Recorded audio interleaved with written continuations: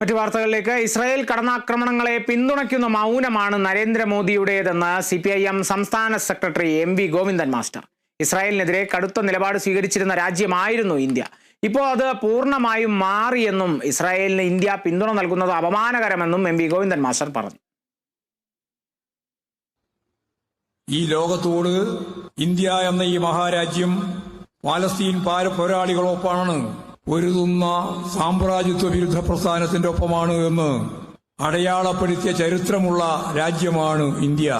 Israel നടത്തിക്കൊണ്ടിരിക്കുന്ന കടന്നാക്രമണങ്ങളെ പരിപൂർണമായിട്ട് പിന്തുണക്കുന്ന മൗനമാണ് India government Narendra Modi ഇപ്പോഴും കൈകാര്യം ചെയ്യുന്നത്. നമുക്കറിയാം, ഒരു ഘട്ടത്തിൽ ഇന്ത്യൻ പാസ്പോർട്ട് എടുക്കുന്നതിന് വേണ്ടിയിട്ട് നമ്മൾ പാസ്പോർട്ട് ഓഫീസുമായിട്ട് ബന്ധിപ്പിച്ച് കാര്യങ്ങൾ പരിശോധിച്ചാൽ ആ പാസ്പോർട്ടിന്റെ അകത്ത് രേഖപ്പെടുത്തിയിട്ടുണ്ടായിരുന്നു നമുക്ക് പ്രവേശനമില്ലാത്ത അല്ലെങ്കിൽ പ്രവേശിക്കാൻ പാടില്ലാത്ത രാജ്യത്തിന്റെ പേര്. ആ ഒരു പേരാണ് ഇസ്രയേൽ. യാതൊരുതര നയതന്ത്ര ബന്ധവുമില്ല, ഇന്ത്യക്കാർ സന്ദർശിക്കേണ്ടുന്ന ഒരു രാജ്യവുമല്ല ഇസ്രയേൽ. ആ കടുത്ത നിലപാട് സ്വീകരിച്ച രാഷ്ട്രമാണ് ഇന്ത്യ. ഇന്ത്യയിലെ ജനാധിപത്യ ശക്തികൾ എല്ലാ കാലത്തും പലസ്തീൻ ജനതയോടൊപ്പമായിരുന്നു, പൊരുതുന്ന ലോകത്തെമ്പാടുമുള്ള ജനാധിപത്യ ശക്തികൾക്കൊപ്പമായിരുന്നു. ഇപ്പോഴത് പൂർണ്ണമായിട്ടും മാറ്റി സാമ്രാജ്യത്വ ശക്തികൾക്ക് കീഴടങ്ങിയ നിലപാട് സ്വീകരിക്കുന്ന ഒരു രാഷ്ട്രമായിട്ട് ഇന്ത്യ മാറുകയാണ്.